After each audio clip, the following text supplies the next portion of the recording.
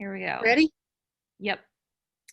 Okay, so with Palmer, some of the notes I wrote down, one thing that stood out to me was they talked about good teaching depends on connectedness, and kind of embracing that everyone's idea can count in the classroom, in a discussion, especially.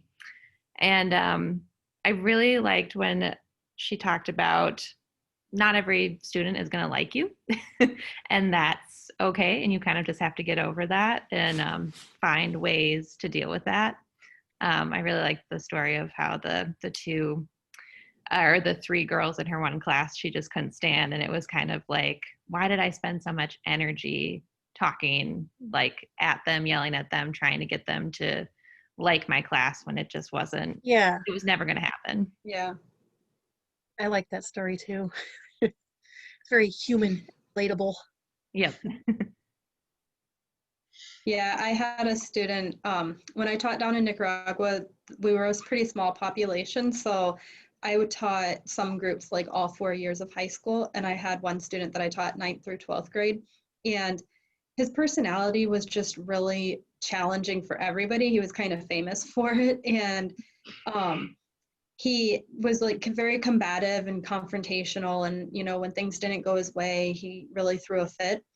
And it was interesting how by 12th grade, he approached me privately and he said to me, like, I really didn't like you at the first year that we were together. And, we were stuck with each other for 4 years. Like, we had to learn to figure out a way to work together. And when he gained maturity and was able to actually tell me, we've been able to overcome a lot of these struggles together, it's like, even though if we were passing on the street, we would avoid each other, we had to find this common ground. And I was really kind of proud of both of us for finding things to like about each other and overcoming, like we both were willing to admit we might not be each other's cup of tea, but,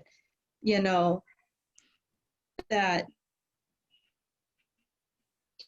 he found success in the classes regardless of, our personal differences. Mm-hmm. And I guess that kind of goes along with the idea of connectedness too, right? Mm-hmm. Yeah.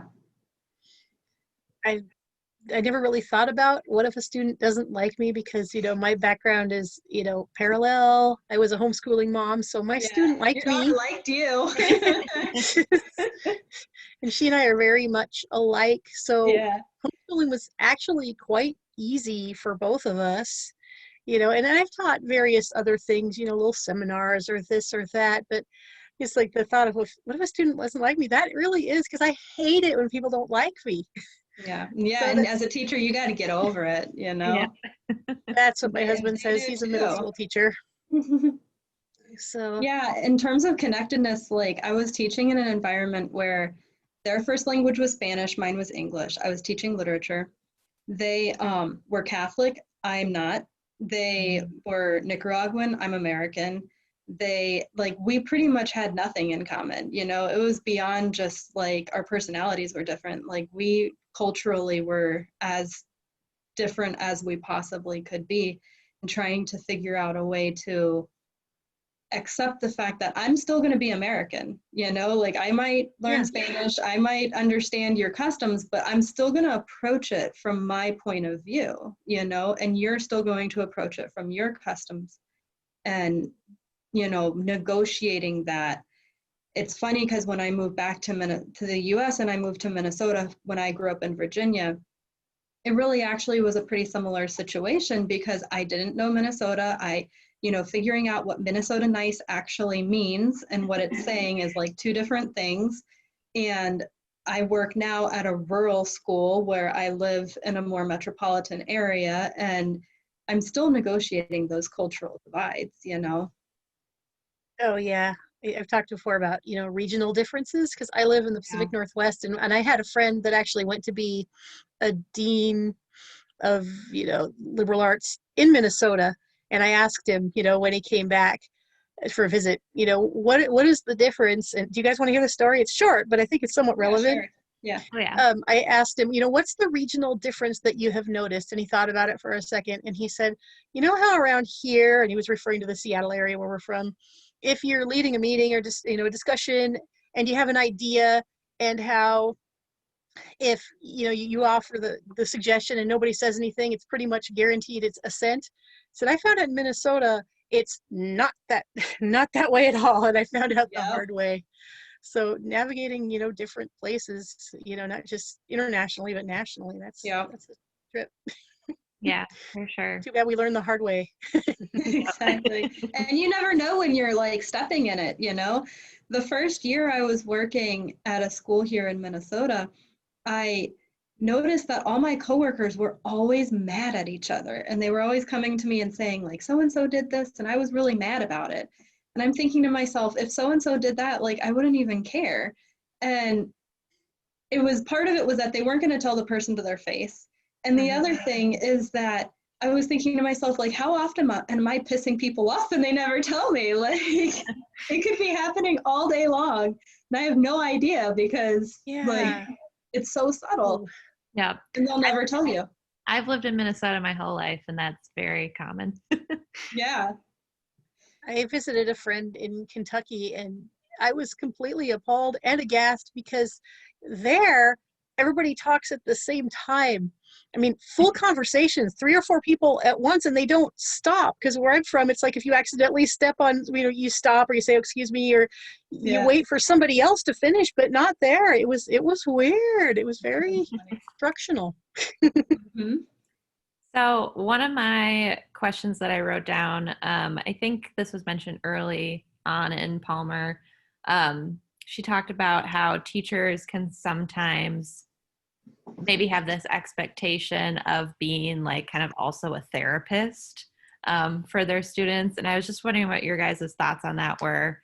Because I do feel like at first I was like, no, teachers shouldn't have to feel like students' therapists. But at the same time, when I think about like being in high school or even undergrad, like I would seek out professors' advice all the time because back then I didn't know anything about like the working world. I was trying to learn from them. So I don't know if you guys have any thoughts on that, or where there needs to maybe be a line drawn between helping students as the teacher, but not, having to feel like you always have their emotional burden on your shoulders too. Yeah. Well, what do you think, Laurel? I just have theories. You have boots on the ground intel for us. I've been teaching since 2006, so a while. And I would say, kids are generationally different. How students were in 2006 when I started is not necessarily how they are today. Even though they're different locations, there's also just generational differences. And I would say, like, when I was a kid, I don't think I really approached my teachers very much, especially like in the younger ages. Um, and it might have been cultural in the South, I don't know, but it just didn't really occur to me personally. As a teacher in Nicaragua, especially, but here as well, my students in Nicaragua, our students were most often kind of raised by maids, so they didn't have parents connected with them on a daily basis. Mm-hmm. And so as teachers, like we knew as staff that we were filling a lot of the like gaps, and like not even just like advice, but sometimes the nurturing role that they were missing at home. And we knew it as a staff, and so we accepted that position, and we really weren't resistant to it because it was kind of I don't know, I personally enjoy it, but also like we just knew that that was the structure of society, like that was the role of our position, not just to teach the academic information, but also to, I mean, we would give students rides to the airport, or like we were really involved with their lives, and boundaries were really different in that environment. I found that here in the US, I assumed when I came here that the boundaries would be much more defined. I found that It's actually not that different than Nicaragua in the sense that like the families aren't providing the support that the students always need. There's a lot of issues with, you know, economic factors or health problems at home, or parents working really long hours and not having the opportunity to support their kids, or, you know, whatever the circumstances, drug abuse. The first year I worked here, I was at a charter school with students that were, most of them were in adoptive situations.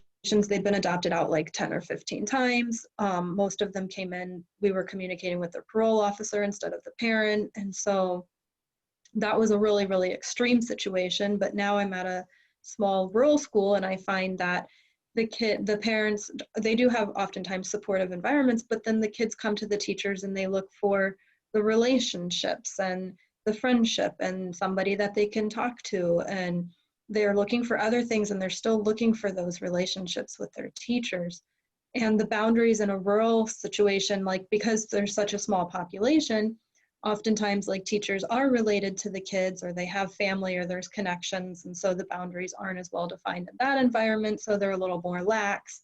And so I think that like just in a variety of situations, like teachers really do fill so many roles beyond just the academic classroom. And when we had the situation with COVID in the spring, I feel like society really recognized once students weren't coming to the school, so they weren't receiving their free and reduced lunches or the services that they had been, that we realized, you know, really how much we were relying on our educators to support our students in ways that are well beyond just, you know, I went to college and I know how to teach literature, and, you know, I'm going to impart this knowledge to you and you're going to learn it, you know, in the piggy bank style.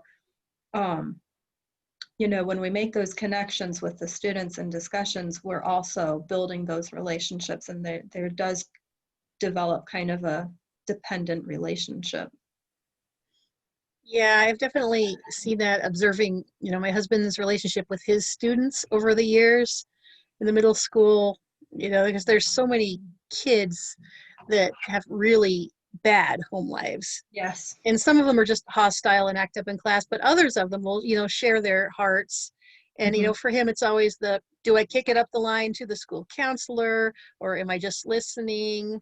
And it's just really heartbreaking, the things that students will tell you, something that most of us wouldn't occur to us that could be going on. So, I mean, I think it's a good thing, but, you know, then teachers are, you know, mandatory reporters. So I think it's a fine line, but I don't have a problem with, you know, listening to students, but I think I would have a problem with ending up with those students maybe being my favorites. And I want to avoid that, because I tend to, you know, bond with people because I'm pretty extroverted, and people that talk to me, you know, I get attached to pretty easily. Yeah. Yeah. I think it's kind of like having more than one child, though. Like when you have more than one child, like you're meeting the needs of each child, and each of those relationships is really special and unique. Yep. So kind of going off of that a little bit, I think one of the other things Palmer talked about was like, you know, when we teach literature, it's like, it has to be this one specific reading of this, you know, 200-year-old novel. Yeah. But, you know, just thinking about how every student has a different home life, a different, you know, socioeconomic status. You know, what do we feel about making sure that students know that they can bring their own lives and own experiences into their readings of something, and why it's important to make sure that they know that their experiences have a connection to literature. Well, speaking of bringing lives in, just I'm gonna cut the camera off because my dog won't stop scratching at the door, but I can still hear you. So keep talking. I'm here. What was the question again? Just, you know, what do we think about kind of teaching students to bring in their personal experiences? Yeah. Yep. Yeah. I think it definitely has to be a safe space and environment for students to be able to willingly contribute. And I'm finding this particular school year to be really challenging with that, because I only see the students twice a week, every other day. There's smaller class sizes, so there's not as many kids that are able to contribute to discussions. And they've been isolated for 6 months, so they're not as willing to participate and contribute. And that's just one of the things that I've really personally been struggling with. And then also, like, I notice when kids share like videos of things that are going on at home, like when you see their homework or something, that you kind of get a glimpse into in what ways they're struggling at home also. So like when it comes to like a discussion and sharing a personal experience, it might be experiences that they don't want to relive or share or, you know, have to think about. They're trying to push it aside. And so like right now it's particularly delicate. In the past, you know, it was one or two kids in a group. This year it's like dealing with an entire class that's experiencing trauma. Mm-hmm. Yeah, that is certainly true.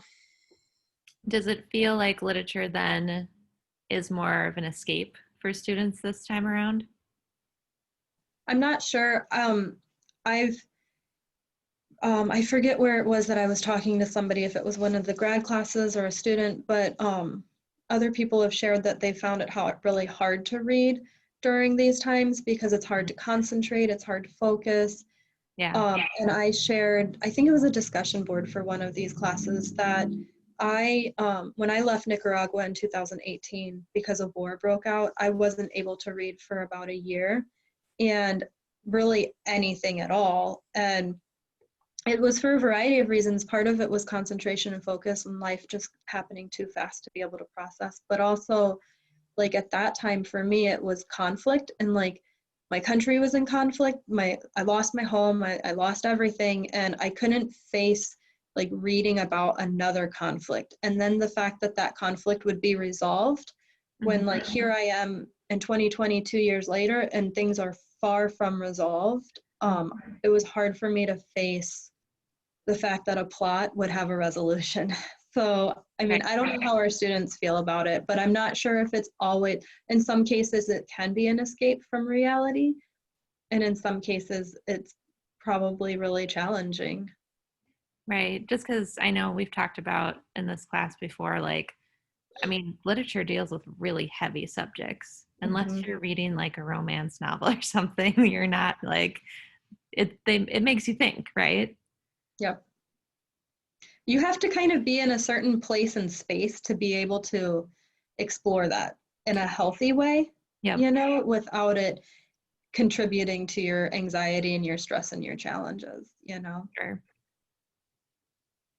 Does anyone else have anything they want to talk about with Palmer?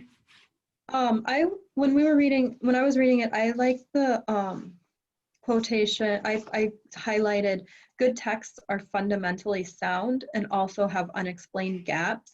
And I Mm-hmm. really connected with that because when I taught AP literature, the College Board really emphasizes that you pick something of literary merit. They give you a list of authors and then you pick the works that you want to teach. And so they don't give you a whole lot of guidance on it. They define literary merit, but the teachers select it. And when I would score the student essays and see, there's one writing prompt where the students write a literary analysis of a book that they read, usually in class, you hope.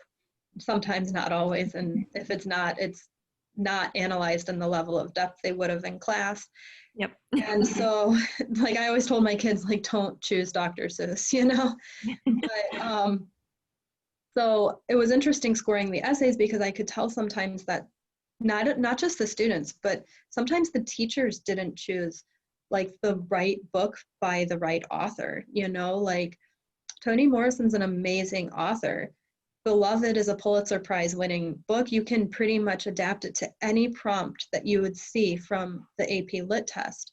And students would read Sula, like Songs of Solomon or something that like was not her greatest work, and it couldn't be analyzed to that level of depth. So Mm-hmm. like you really have to be careful in what literature you choose to analyze, because like Beloved, if you just as an example and you think about analyzing the depth of the character of Beloved and everything that she symbolizes, is really different from Toni Morrison's first book, which was not developed to that degree. And maybe there were gaps, but they were actually like insufficient information, like it wasn't, leaving things for us to interpret. So I think that it was interesting reading about how you need to choose something that is fundamentally sound in order for you to be able to analyze it to that level of depth. I like pretty much everything Palmer says and does. But there was two quotes that I particularly like. The first one was, "The point is to live everything." I really like that a lot. And I also like the point that that first, becoming aware of our gifts can help us teach more consistently. Wait a minute, that's not the right one. Well, I lost my notes, but the quote was, generally speaking, that every gift comes with a liability. Yes. Yep. So I think my ability to bond people to people easily could also be a liability, just as one example, Yeah, it's I like definitely accepting the paradox of it. Yeah, Both sides. definitely. like it's important to know your strengths, but also know that there's probably something you need to always watch yourself in the classroom so you don't go overboard. Yep. Yeah, like being funny can just turn into mean sarcasm just really easily. Yeah. Being No, like the cool laid back professor can sometimes get a little old. Yeah. yeah, that's true. But Yeah. also like the way he describes it is like not focusing on your weaknesses, but recognizing your weaknesses from the backdrop of your strengths. So like, having a great sense of humor can be to your benefit, and first recognizing it from that perspective and then considering, well, in what ways could it be a liability? Also, I need to keep myself in check, watch out for that and stay balanced, Right. Yeah, exactly. It's just like, being a human in general is we do Yeah. it all the time. Yeah, especially a grown-up human. So should we move on to Davis? Sure. Sure. So it seemed like Davis was really all about, how do you plan for a discussion? One of the things that I really liked that she said was you should have expectations and rules. It seems like, a discussion should be so like easy going. It should be, Organic. yeah, wherever it takes us. But we know Yeah. that like when you ask a question, sometimes it's going to be met with dead silence. And it depends on your group. Yeah. Oh, yeah. So I kind of liked the idea of like have students write down their thoughts on different questions, and then after they're done kind of having a little bit of a writing session, then they can come back to the big group and discuss. And so they already have some ideas in front of them. So hopefully they're not as afraid to share if they've already kind of thought it out. Yeah, that there's planning and preparation that needs to go into beginning the discussion. Yep.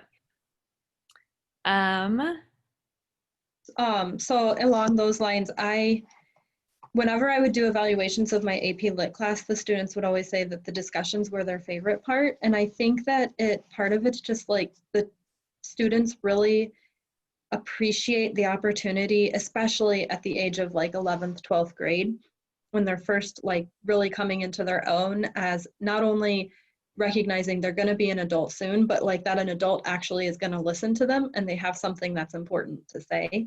And so discussions, I think, are really important, like a milestone for students at that age. And then to center it around literature just gives it this added depth of and component to it. When I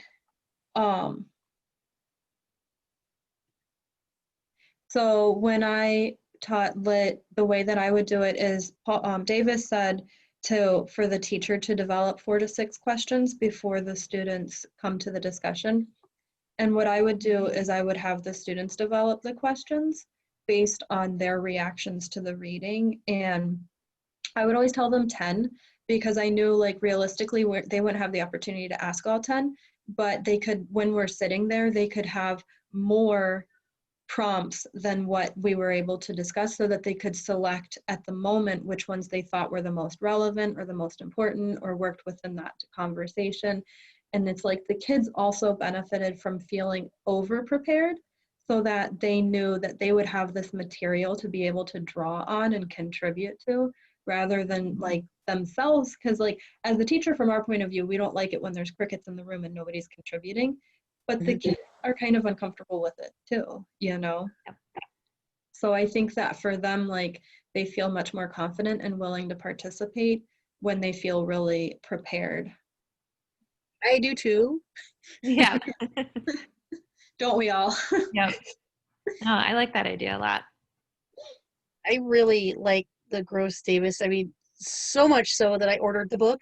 It hasn't gotten here yet, but as you guys know, because I was freaking out because, you know, due to an accident, I read the wrong segment at first, but it turned out to be really a great thing to read, because what I like about Gross Davis is just a very turnkey, this is what you do and this is what you do and this is what you do, because that's exactly what I need now.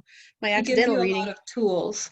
yeah, and that's what I need. It just, that's why I ordered the book. But what I accidentally read was, you know, how to step by step of formatting, you know, a syllabus for an entire class session. So, you know, those sorts of things. I think I just like it how it's the explanation on how to do stuff. So It's I think, very accessible. Yep. yeah, and the language, you know, I like not having to look at my dictionary, you know.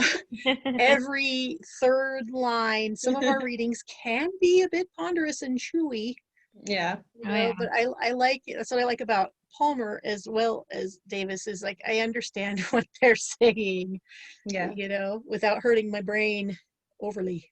And they share experiences that are weaknesses, not just like these are all of the best Yeah. practices, but like here's where we also make mistakes and how we can overcome them, you know, because ultimately we're gonna make mistakes, you know, it happens. Every I student like needs something different. I like Palmer talking about how the moments you feel like you're born to teach, and teaching moments where you feel like you wish you weren't born. You know, it's Yeah. just so I like realness in writing, you know, any kind of writing that is like, you know, I am a god, be like me. It's like, okay, I'm out. Yeah. They clearly have not spent time in the high school classroom because you have humbling moments every day. Oh, Yeah, I can only imagine. definitely. One of the things that I liked that they talked about too was like how to introduce like a controversial, not necessarily question, but like, you know, this text has this controversial thing that we cannot not talk about. Mhm. You know, how do you approach that as a teacher? We Yep. talked about that in Showalter. Yes. Yeah. Yep. And it's like, if you're mature about it, the students will understand that, oh, okay, this is the vibe we're going with. This is how we Yeah. also talk maturely about it.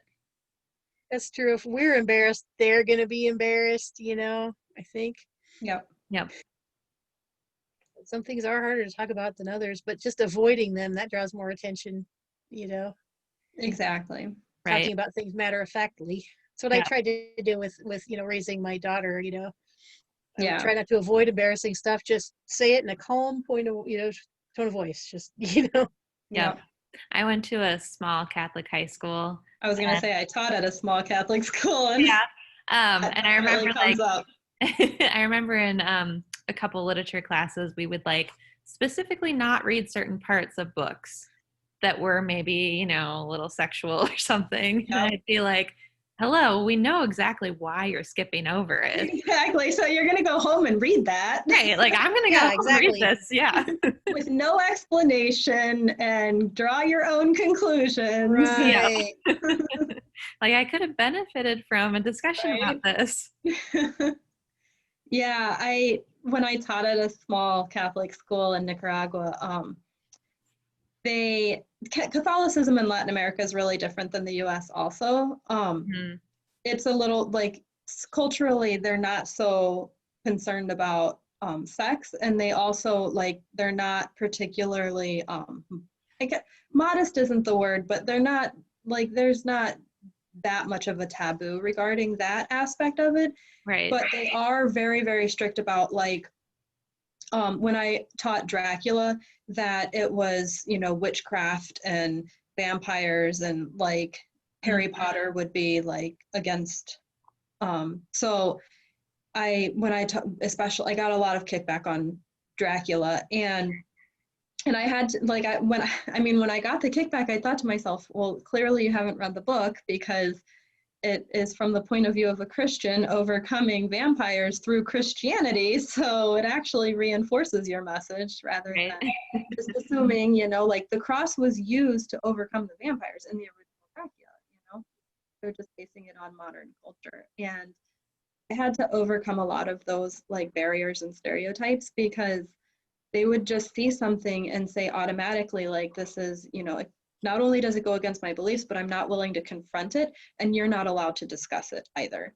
And I would always say to the parents, these discussions, they benefit the student because they're able to understand why they should follow the teachings of the church, and they're able to not only question it, do I or don't I, but also why would I or wouldn't I, and they're confirming, either affirming, or, they'll draw their own conclusions and come to their own values and beliefs, especially at that age, like upper high school, Mm-hmm. Parents are starting to kind of struggle with disconnecting from their kids, and the kids are starting to form their own opinions. It seems like people are often the most vehemently against things, like, Harry Potter is a good example. I had friends like that were just, when it came out, oh, you just absolutely can't read that. My kids can't read that. And I'm like, you know what? I've read them all. Read the books, then get an opinion. Exactly. Right. Yeah. It's like, it's not what you think. They're not summoning Satan. Read the book. So you wouldn't feel that adamantly if you were actually open to just looking into it and then coming to your conclusions. Yeah. Yep. Is there anything else we want to talk about with Davis, or should we move on? No, but my dog has joined the conversation. Oh. Oh. When mom does school, she needs to be in here. So Yeah. Oh yes. She has. But She she heard said other she'd be quiet. voices. Yeah, she said she'd be quiet. So Good. So I took a look at Lincoln, So did I. and it was a pretty short I did article. not. Teach me. Yeah. It was basically kind of about like how do we keep students engaged in discussion in the world of internet and cell phone, and in a world, Avery talked about that too. yeah, in a world where they can just look up something on the internet and get an opinion about it, how do we teach them to form their own opinions still? Yeah.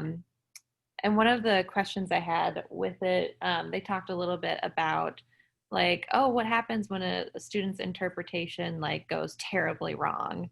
I always like to hear teachers and literature people's opinion about like, can literature be anything? Like if you can back it up with a quote and can make an argument, is that allowed, or do we have to kind of keep things within a certain frame? Like if a student makes a observation about something that's like way in left field, like should we entertain that idea, or should we be like, no, no, no, no, no, that's not what this book is about? Yeah.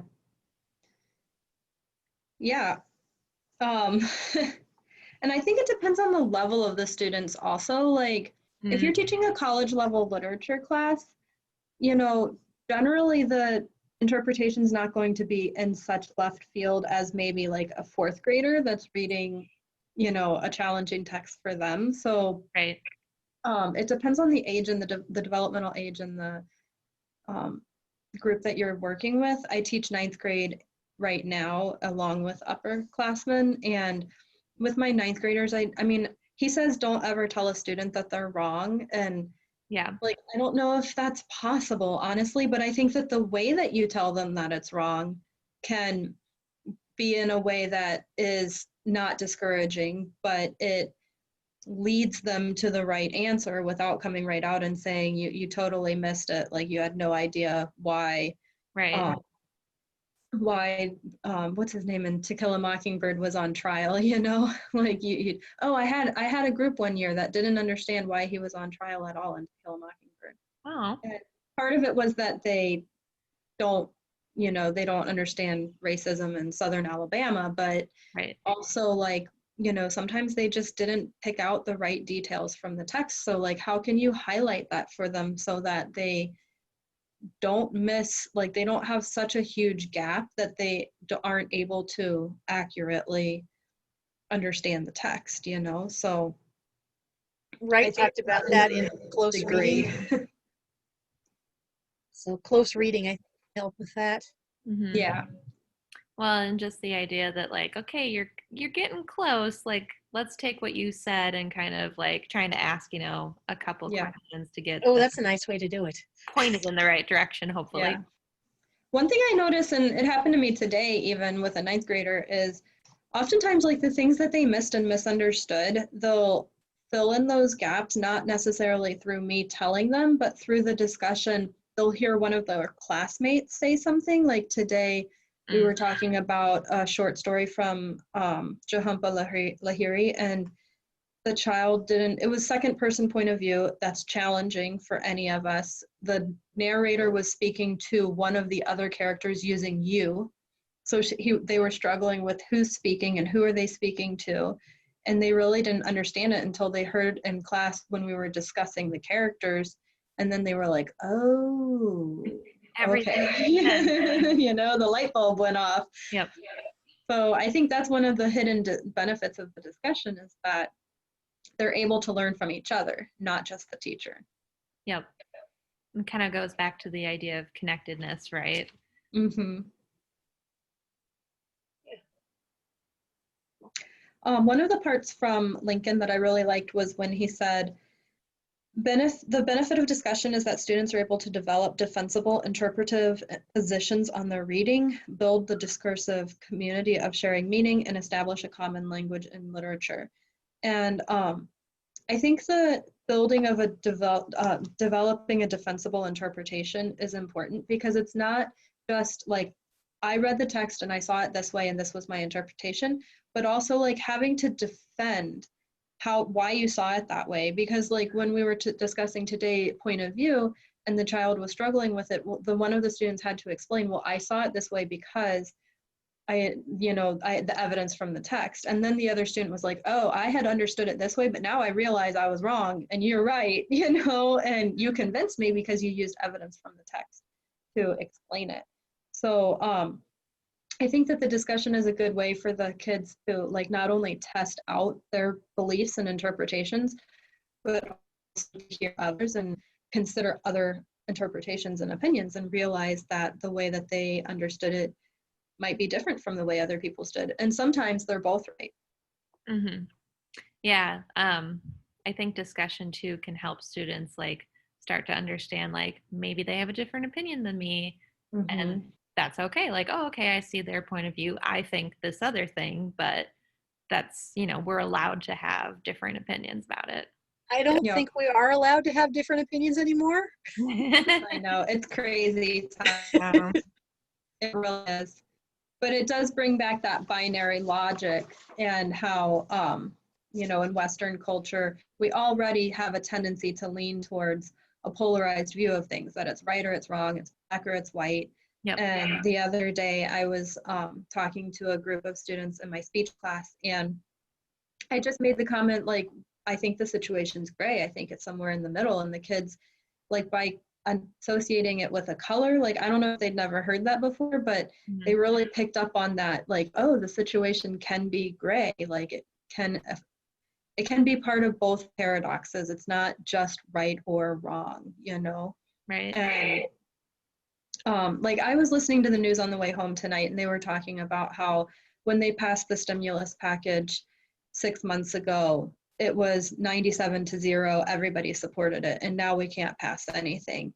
And this was a Republican senator from South Dakota that was being interviewed, and he was saying, his point was, this is just crazy that we can't agree on anything, even for the benefit of everybody. And he said that his point of view was because 6 months ago, everybody, for the most part, was pretty unified in their attitude towards COVID.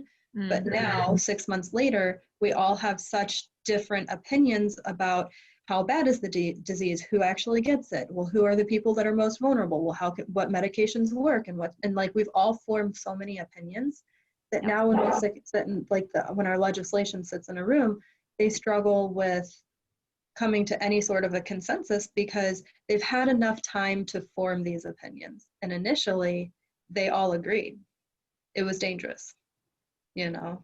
Right. It was a lot like that right after 9/11. The country was so unified, for Yeah. about 5 minutes. Exactly. Yeah. Yep. And then, it settles in and everybody picks their side and, All we're on our think teams. and yeah. And it's human nature. It is to a certain extent human nature. For sure. And then on top of it, we just happen to have an election coming up in a month. Yep. I think that the stress of the ongoing COVID situation is just bringing out the ugliness in pretty much everybody. I think that's why in part at least, why this election is so contentious, because everybody is stressed out and worried already. Yep. I was talking to my students today and they work in service industry, like, cashiers at the grocery store. And they were saying that one of the girls was saying that the other day somebody threw their soda pop pan in their face because the price wasn't marked right. And there's I said, a lot of that in the store. And I said, everyone's just so tense and like people aren't acting like themselves, like this is just crazy. Yeah, I think that can't help but get into the classroom too. I mean, I know even just as an at-home student, I'm having a hard time concentrating on school. It's just, everything just feels harder, Yeah. And there's a lot coming at you at once. Yeah. Yep. And like we can't help but talk about COVID and the state of the world in class because it's just like, how can you not? Yep. And then kids can get annoyed because, some are really, pro-mask and others are anti-mask. And then it's like, I thought we were talking about literature. Why are we talking about masks? I've actually been surprised though. Like I thought when we started the school year, the kids would resist the masks more. And I've really been surprised in the sense that I almost think that children, even as old as high school, really do kind of accept the way that life has to change, and they accept that masks will keep us safe much more willingly than adults, especially like the people who are more older adults are the ones that I see walking around the parking lot and immediately take their mask off and they don't want it on. And it's like those who are actually at the least risk accept it more willingly in order to protect others that are more vulnerable than what those who are, older and they're using critical thinking and skills and they're saying, I'm not going to accept this at face value and people aren't going to tell me what to do, Yeah, that's so true. I mean, especially like my kids are 6 and 9, so they like just don't even think about it. I mean, this is the world they live in and that's the way it's got to be, Right. They haven't asked too many questions. It's just like, okay. Yep. This is what we're doing now. Yeah. Yeah, I wear a mask on the playground. Yeah. So does my baby doll.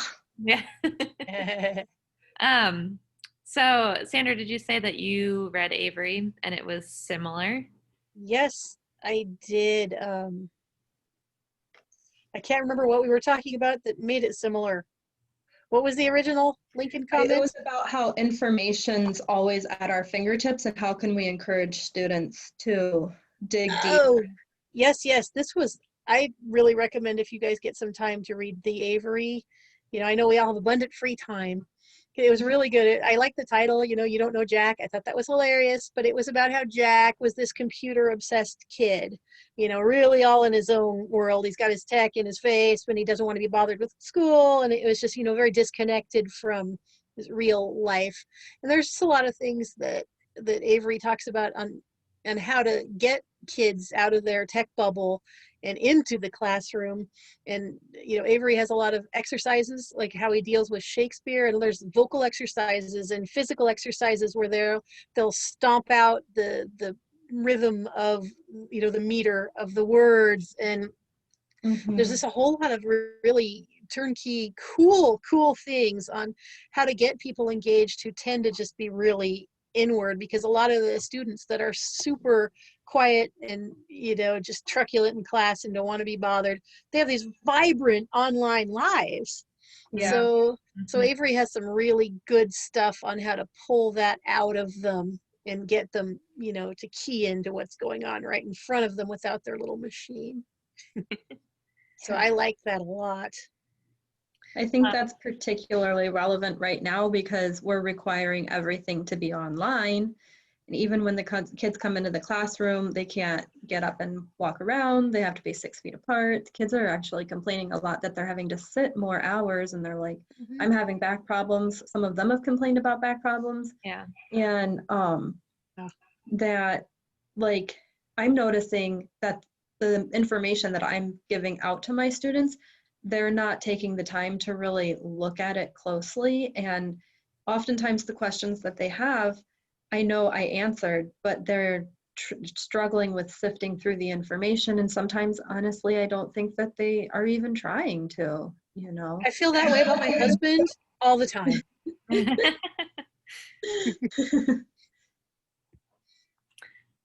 It's interesting that Shakespeare was the example too, because it's like, I mean, we wouldn't have most of literature without Shakespeare, but it is very like rhythmic, and I like the idea of turning it into like a physical activity to kind of learn about, how do we, if people think that Shakespeare is super difficult, but like if you break it down and can be doing a different activity while you're doing it. The exercises are so fun. And he also works in close reading to that, with that. Because if at first, like you can read a passage to some kids and they're, what does this mean? I have no idea. And they think conversation over, but just various things and, just clapping and stepping in and out. I mean, it gets them moving, and which also helps reinforce learning. And then, and Avery is also a big proponent of not going with the modernized versions, because there's a good case for, getting the dual versions. Yep. But he thinks that just kind of dilutes it to such a point because they're not having to think. Yep. So it just works on a whole lot of levels. And I like the idea of bringing more physical exercises into some other things too, other different, because I think that would work with various things, like, poetry and other things that are hard to parse. Well, and I'm sure too, there's maybe a little bit of muscle memory to it too. Like, I remember doing this, thing in class, so this is going to help me remember what this, sonnet or whatever is saying. It kind of demystifies it too and makes it kind of fun. And when you keep looking at it and close reading it and going through it, all of a sudden it's like when the light bulbs start to come on, it's like, wait, I actually understand what he's saying. And then they get excited. Yeah. And it's kind of, excitement is contagious. I love that he's against like bringing in adaptions too. That's great. It's old school. Yeah, it's like, oh, like she's the man has nothing to do with Shakespeare. Like,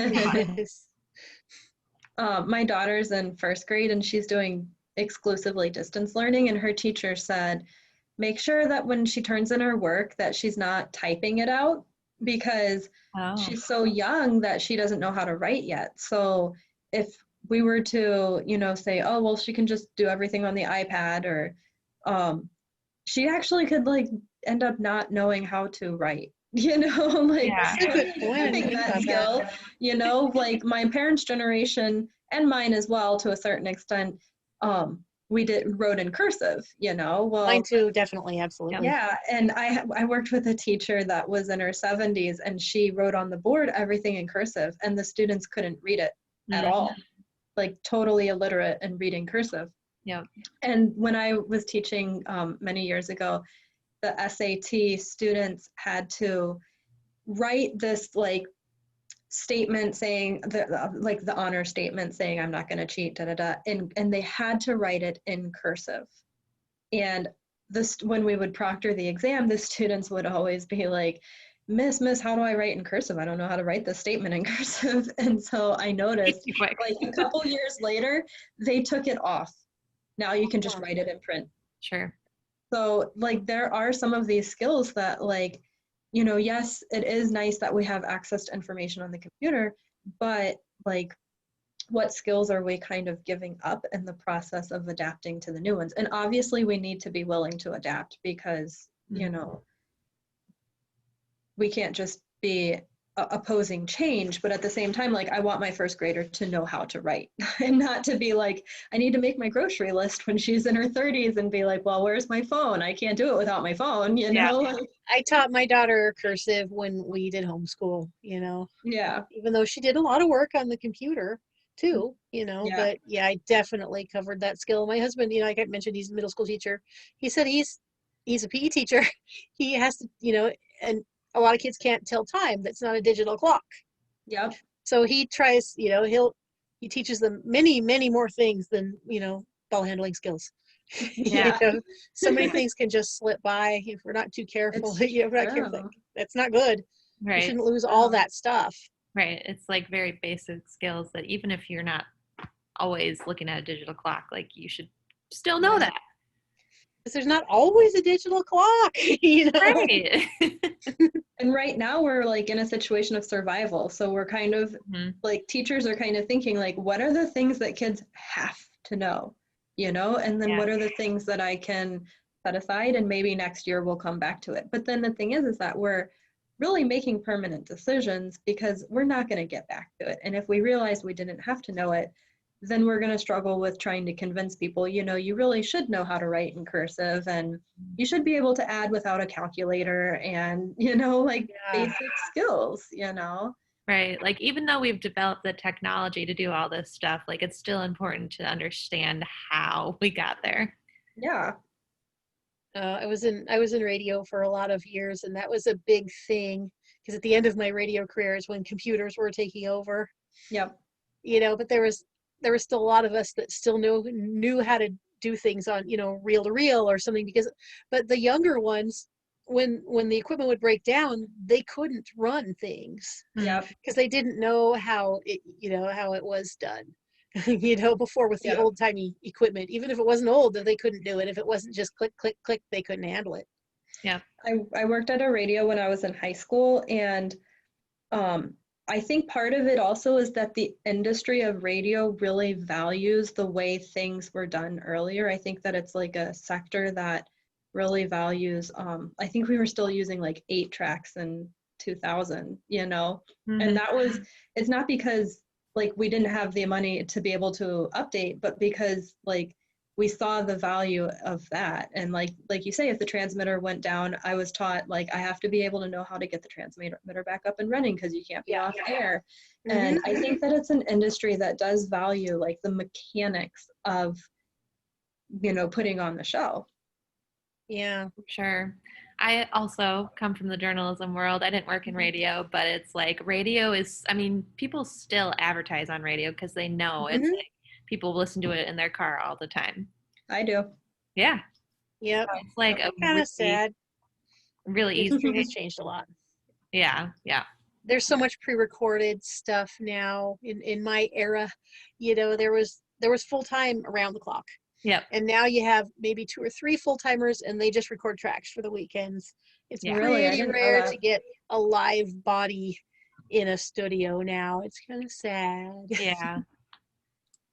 It's crazy though, because like when I listen to the talk radio in the car, like it's also up to date. So I mean, somehow they're doing that and still like keeping the news cycle relevant. There's just all manner of, I mean, a lot of stations have some recorded and then they go live at news. Okay. You know, there's somebody there, especially because it's so monopolies now. In like in one big building, there'll be 4 different stations. So there's one person there that makes sure they flip the switch to the national news, and you know, Okay, so they're transmitting from other in a partner lot of stations. cases, Okay, a lot that of stuff, makes and then sense. they record local things, local IDs at the top of the hour, and then somebody comes in the morning and records a day's worth of weather forecasts. Wow. There's a lot of that. Hmm. But you know, but small towns often still have live people, at least, you know, through the daylight hours. Yeah. I mean, So, people don't want to work like in the middle of the night. What? okay, we could talk about that another time. That is a weird thing to do. I could tell you Sure. stories. I'm sure it's really weird. No, I do not want you to build me a sugar cube house. Thank you. Yeah, you get a lot of strange calls. Yeah. Do we want to move on to the teaching tips that we each looked at? Sure. Oh, I already talked about my person, Wright. So I'll just sum up real quick with that. Wright was the one that was really had some great information on, let's see, where do I have it? On close reading. He had 3 things: 0 level understanding, 1 noticing, and then 2 explaining, which I thought was great. And the common mistakes with trying to read is when you try to discern the character's motives or when you try to discern the author's motives. Mhm. And people tend to summarize and paraphrase rather than analyze, and that attention to large scale features can lead to that. So, there's just a lot of things like that really helping, which is very turnkey, which is what I need at this stage, especially, helping people learn to read closely and how they can interpret things more correctly that way. So Mhm. that was what my choice was the right. That's good advice. I'm like a huge nonfiction fan, and I think sometimes I have a hard time if I'm reading fiction to not be like, well, I wonder what the author meant by this. That's one way to read a text, but it's like it can't be the only way all the time. Mhm. Yeah. Yep. And the last thing I thought was really cool about rights was, you should avoid allowing your students to get into I really related to the story, because when the student is telling you more about themselves than the text. Mm. Yeah. So I Come thought off that topic was an a little bit. interesting differentiation. What did you guys read? Um, I did one on service learning. So the idea of having students kind of go out into the community and do some sort of activity that goes along with their coursework. The example they used was like if you're teaching an adolescent literature class, having kids go and like read in like a grade school to students. So that was really interesting. And one of the reasons I picked it and I was interested in service learning potentially in future classes that I teach is like, I think a lot of times people think, well, what is an English major going to do? Like, what, if you major in English, what real life skills are you going to have? Yeah. And I think like they talked about how service learning is a way to kind of be like, hey, in my English class, I went out and I did this, and it's something that they can put on a resume and talk about in a job interview. So I like the idea of it's like, it's, using your skills you're learning in your literature classes and bringing it kind of into the real world and kind of connecting the two together. Mhm. That is really clever. Didn't one of ours talk about service learning in one of the other readings as well? Or maybe it was Yes, a and I different can't class. remember who it was, but they were not in favor of that. As We I didn't go recall, into it in a lot that of it depth. muddied the waters, and and it should be kept separate. So I mean, I could probably make an argument It for seems like either she way. liked it. Yeah, Yeah. I think she liked it, but like in terms of a first year class, like that it has Yeah, to be planned and prepared really well, and you don't have enough time, and it's not really appropriate for that type of course, is kind of what I understood. And that makes sense. Yeah. Yeah. And I think one of the downsides they talked about in this teaching tip was like, students are super busy. Like, you're really Mhm. going to ask them to go out and do this other thing while also like doing all their homework for your class. So Yeah. it's like it's a very fine balance for like a professor to be, Yeah. okay, if we're going to do this, we're going to do it right. And it sounded like it would really dominate the curriculum. Like you're not going to do a lot of things in addition to this. Yes. Yeah. You And your class formed around it. exactly. In Nicaragua, we did a lot of service learning, and the school I work at here in Minnesota requires community service from the students to graduate as well. Yeah. I don't think we had that when I was a kid, but in Nicaragua, it was like Nicaragua is the second poorest country in the Western Hemisphere. Haiti's the poorest, and so my students were like the upper 1%, and they knew that others didn't have everything that they did, and so we focused. And then being Catholic, service oriented, it was just really ingrained. And so when I read it in the reading, it like called my attention that the author felt like you have to like be so dedicated to doing it right that like if you're not, then you just shouldn't do it at all. Because in Nicaragua, we really all kind of learned like you should attempt to do what you can, and you might not always get it right, but you know that you did your best and next time you will do better. And like I haven't had the opportunity to do a lot of service learning with my students here in the US. I think part of it is cultural. It's like you kind of have to go out of your way, whereas back down there, like we did service learning even in the sense that like our students, we had preschool age 2 through 12th grade, and so our 12th graders would volunteer to like their study hall. They would do like they would be in the with the 2-year-olds changing diapers, and that they would, go to the elementary schools and read to the sections and read to them. Like service learning could even be within our own community. And the school that I work at right now, it's tutoring. So students, they have their elective and they can earn credit by tutoring in the elementary area of our district. And so like I kind of disagreed with the author in that sense. Like you have to like do it on this full scale, because like it's just such an important thing for students to learn that we need to recognize like it's worth taking time out of our day. And there's a lot of things that we can contribute that we might think it's not enough, but it actually does have an impact. Mhm. What did you read, Laurel, for your choice I pick? did let me look at the title. I chose the one about YouTube. So Mary Lynn Chambers, Elizabeth City, it's, let me look at the title. It's,